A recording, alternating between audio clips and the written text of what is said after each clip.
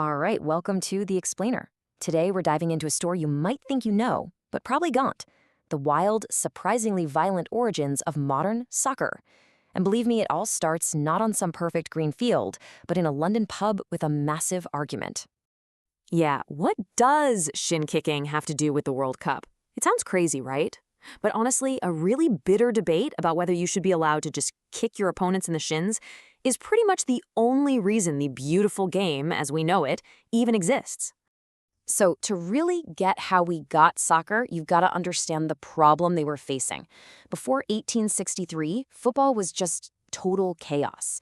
It wasn't one single sport, but a whole jumble of different games. I mean, can you imagine trying to set up a match when no one can agree on the rules? One team shows up ready to pick up the ball and run, while the other thinks that's completely illegal. It was a complete nightmare, and it meant the game was basically stuck in local schoolyards. And this right here just shows you how messy it was. At a place like rugby school, you could run with the ball, but opponents could hack you. Yeah, literally kick you in the shins to bring you down. Over at Eton, it was all about a strict dribbling game. Then you had Harrow, where they played in these stone cloisters, so a big physical brawl was just not going to happen. Cambridge even tried to make a compromise, but, nothing really stuck.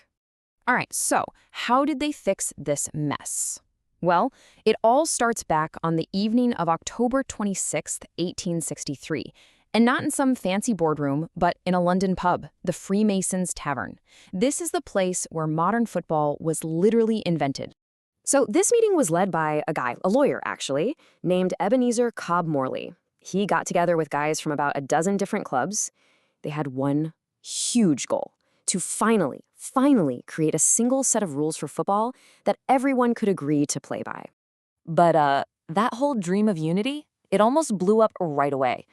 Over 6 intense meetings, this one huge disagreement came up that threatened to kill the whole thing before it even got off the ground. And this was it. This was the whole argument. The entire future of the sport hung on one pretty painful question. Should you be allowed to just boot your opponent in the legs on purpose? And you can see just how intense this got from this quote by F.W. Campbell from the Blackheath Club.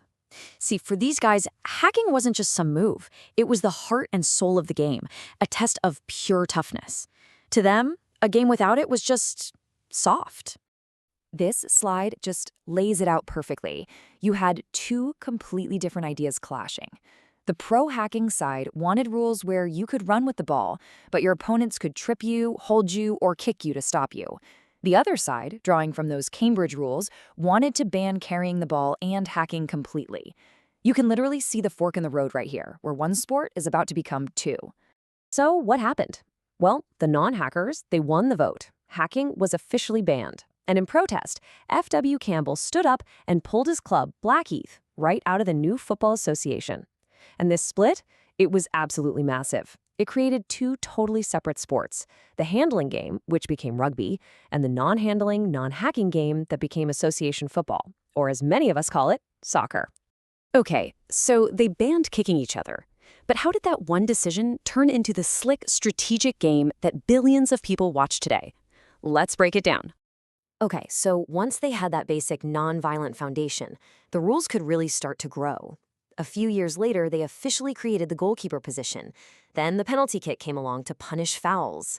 Jump ahead to 1970, and we get the genius idea of red and yellow cards to keep things in line. And, of course, just a few years ago, we got VAR.